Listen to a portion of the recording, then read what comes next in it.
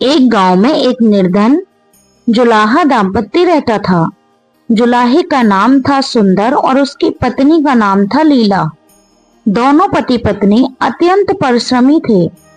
सारा दिन परिश्रम करते, सुंदर सुंदर कपड़े बनाते, किंतु उनको उनके बनाए वस्त्रों की अधिक कीमत नहीं मिल पाती थी। दोनों ही अत्यंत संतोषी स्वभाव के थे, जो मिलता उसी से संतुष्ट होकर एक टूटी फूटी झोपड़ी में रहकर अपना जीवन निर्वाह कर लेते थे। वह दोनों भगवान श्री कृष्ण के परम भक्त थे। दिन भर के परिश्रम के बाद जो भी समय मिलता उसे दोनों भगवान के भजन कीर्तन में व्यतीत करते थे। सुंदर बाबा के पास एक तानपुरा, एक खड़ताल थी। जब दोनों मिलकर भजन गाते तो सुंदर तानपुरा बजाता और लीला खड़कताल। फिर तो दोनों भगवान के भजन में ऐसा खो जाते कि उनको अपनी भूख प्यास की चिंता भी नहीं रहती थी। यूं तो दोनों संतोषी स्वभाव के थे। अपनी दीनहीन अवस्था के लिए उन्होंने कभी भगवान को भी कोई उलाहना नहीं दिया और अपने इसी जीवन में प्रसन्न थे। किंतु एक दुख उनको सदा कचोटता रहता था। उनकी कोई संतान नहीं थी। इसको लेकर वह सदा चिंतित रहा करते थे, किंतु फिर भी सदा भगवान में मग्न इसको भी उन्होंने भगवान की ही लीला समझकर स्वीकार कर लिया और निष्काम रूप से श्री कृष्ण की प्रेम भक्ति में डूबे रहते। अब उनकी आयु अधिक होने लगी तो एक दिन लीला ने सुंदर से कहा, हमारी कोई संतान नहीं है। कहते हैं कि संतान के बिना मुक्ति प्राप्त नहीं होती। अब हमारी आयु भी अधिक हो चली है, न जाने कब बुलावा आ जाए। मरने के बाद कौन हमारी चिता को अग्नि देगा और कौन हमारे लिए तर्पण आदि का कार्य करेगा। कैसे हमारी मुक्ति होगी। सुंदर बोला, तू क्यों चिंता करती है, ठाकुर जी है ना, वही सब देखेंगे। सुंदर ने यह बात कह तो दी, किंतु वह भी चिंता में डूब गया। तभी उसके मन में एक विचार आया। वह नगर में गया और श्री कृष्ण के बाल गोपाल रूप की एक प्रतिमा ले आया। घर आकर बोला, अब तुझे चिंता करने की कोई आवश्यकता नहीं। मैं यह बाल गोपाल लेकर आया हूँ। हमारी कोई संतान नहीं है तो वह भी इन्हीं की तो लीला है। हम इनको ही अपने पुत्र के समान प्रेम करेंगे। यही हमारे पुत्र का दायित्व पूर्ण करेंगे। यही हमारी मुक्ति करेंगे। सुंदर की बात सुनकर लीला अत्यंत प्रसन्न हुई। उसने बाल गोपाल को लेकर अपने हृदय से लगा लिया और बोली, आप बिल्कुल ठीक कह रहे हैं। आज से यही हमारा लल्ला है।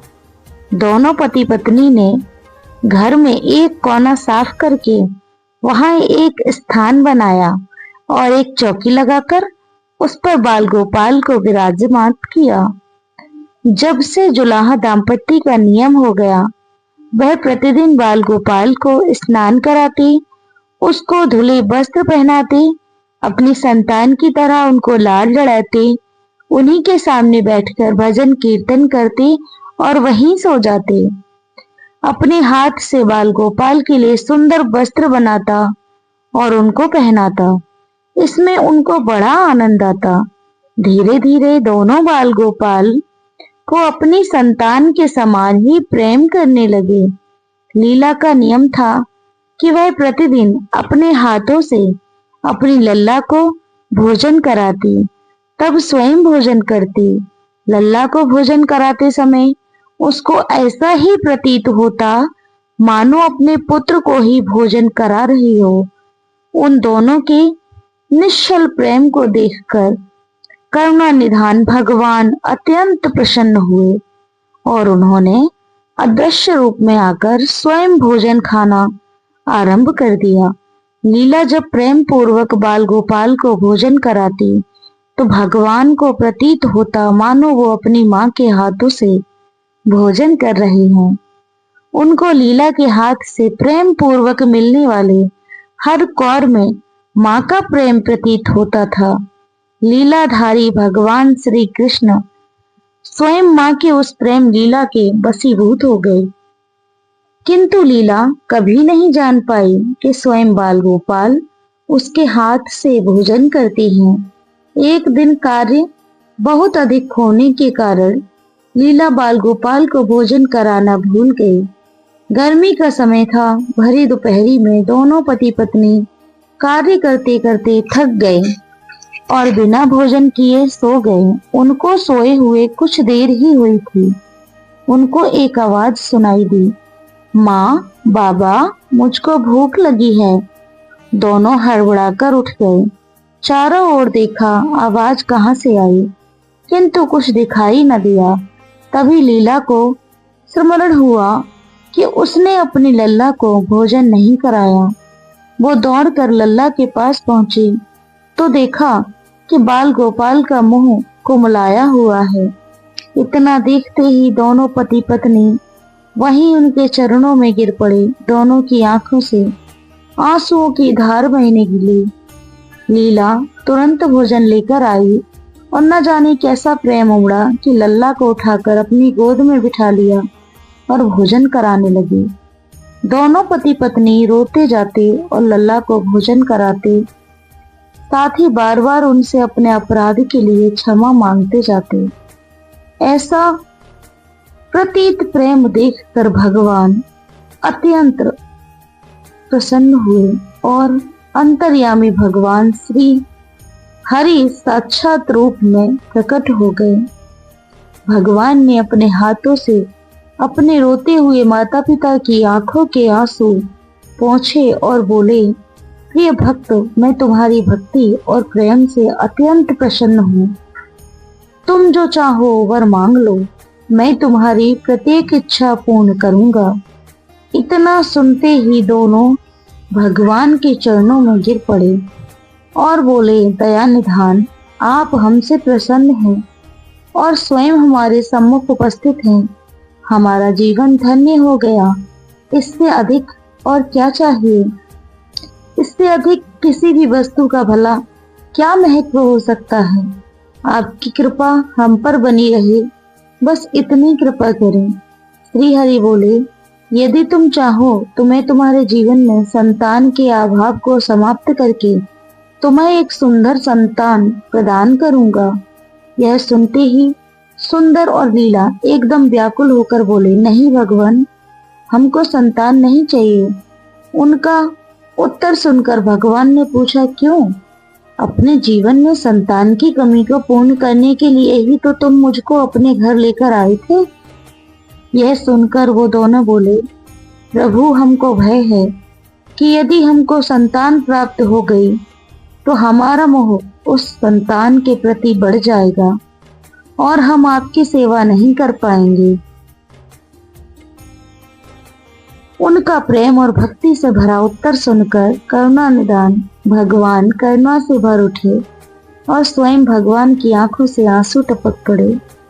वह बोले, मैया, बाबा, मैं यहाँ आया था आपके ऋण को उतारने के लिए, किंतु आपने तो मुझको सदा सदा के लिए अपना ऋणी बना दिया।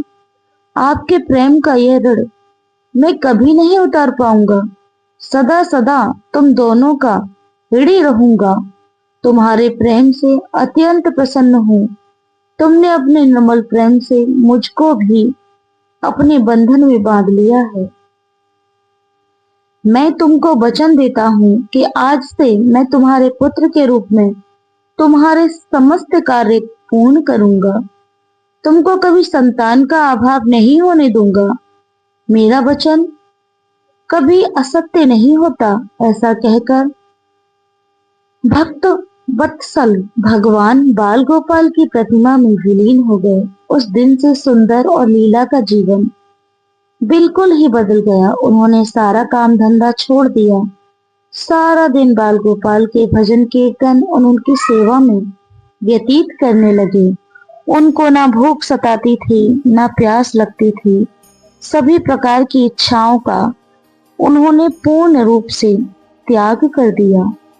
सुंदर कभी कोई कार्य करता तो केवल अपने बाल गोपाल के लिए सुंदर सुंदर वस्त्र बनाने का।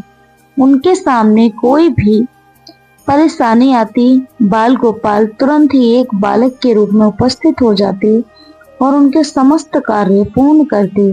वह दाम्पत्य बालक गांव भर में चर्चा का विषय बन गए, किंतु गांव में कोई भी यह नहीं जान पाया कि बालक कहाँ से आता है और कहाँ चला जाता है। धीरे धीरे समय बीतने लगा। दोनों प्राणी बूढ़े हो गए, किंतु भगवान की कृपा उन पर बनी रही। अब दोनों की आयु पूर्ण होने का समय आ चला। भगवत प्रेरणा से उनको यह ज्ञात हो गया कि अब उनका समय पूरा होने वाला है। एक दिन दोनों ने भगवान को पुकारा। ठाकुर जी तुरंत प्रकट हो गए और उनसे उनकी इच्छा जाननी चाहिए। दोनों भक्त दाम्पत्य भगवान के चरणों में प्रणाम करके बोले, नाथ, हमने अपने पूर्ण जीवन में आपसे कभी कुछ नहीं मांगा। अब जीवन का अंतिम समय आ गया है, इसलिए आपसे कुछ मांगना चाहते हैं। भगवान बोले, निसंकोच अपनी कोई भी इच्छा कहो, मैं वचन देता हूँ कि तुम्हारी प्रत्येक इच्छा को पूर्ण करूंगा।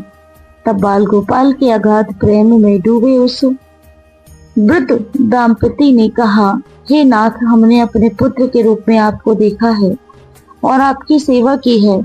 आपने भी पुत्र के समान ही हमारी सेवा करी है। अब वो समय आ गया है जिसके लिए कोई भी माता पिता पुत्र की कामना करती है।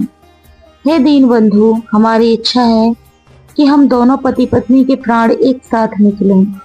और हे दया निधान, जिस प्रकार एक पुत्र अपने माता पिता की अंतिम क्रिया करता है और उसको मुक्ति प्रदान कराता है, उसी प्रकार हे परमेश्वर, हमारी अंतिम क्रिया आप अपने हाथों से करें और हमको मुक्ति प्रदान करें। श्री हरि ने दोनों की इच्छा पूर्ण करने का वचन दिया